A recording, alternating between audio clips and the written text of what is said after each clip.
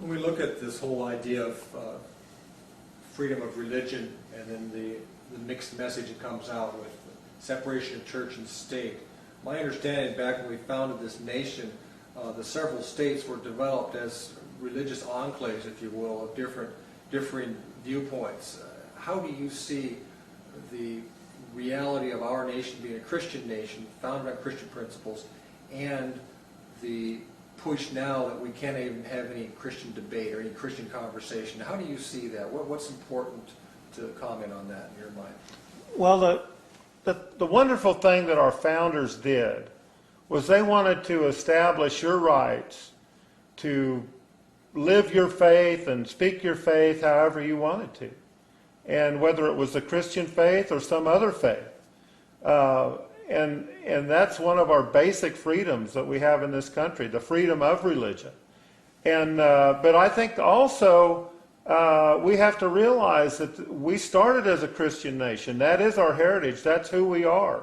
And I believe we're still a Christian nation today, regardless of what President Obama has said.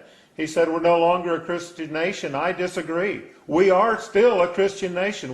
And you can never change where we came from. We came from those Christian roots. That is our heritage. That is who we are. And those are the people that wrote the Constitution. They were Christian, Bible-believing people that wrote that. And don't ever forget that. We must never forget where we came from in this country. This is why America is different.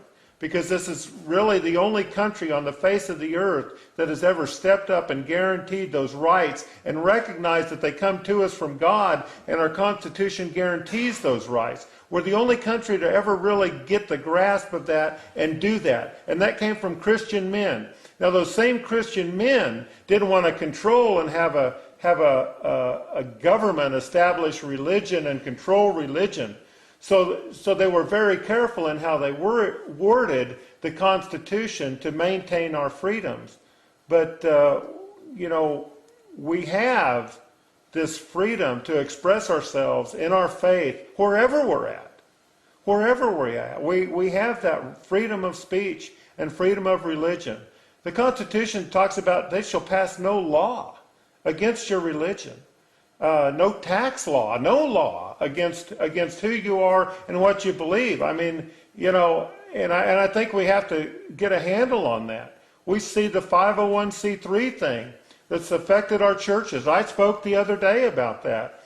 I think what started out as something people saw as just a way to work with the state, to get this tax-free status, now has turned into a system to control your speech and to control your religion.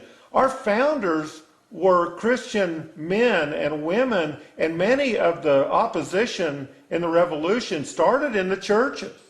I mean, they were very vocal. They met in the churches. The men of the church were very, very active politically. And the church needs to wake up and take back their position. In America, we don't believe that government can control religion. And so be very careful not to trade those God-given rights that we have for something else. We have to be ever mindful that in this country, we have that right to freedom of religion and freedom of speech. Those are very important. Those are vital to keeping America free.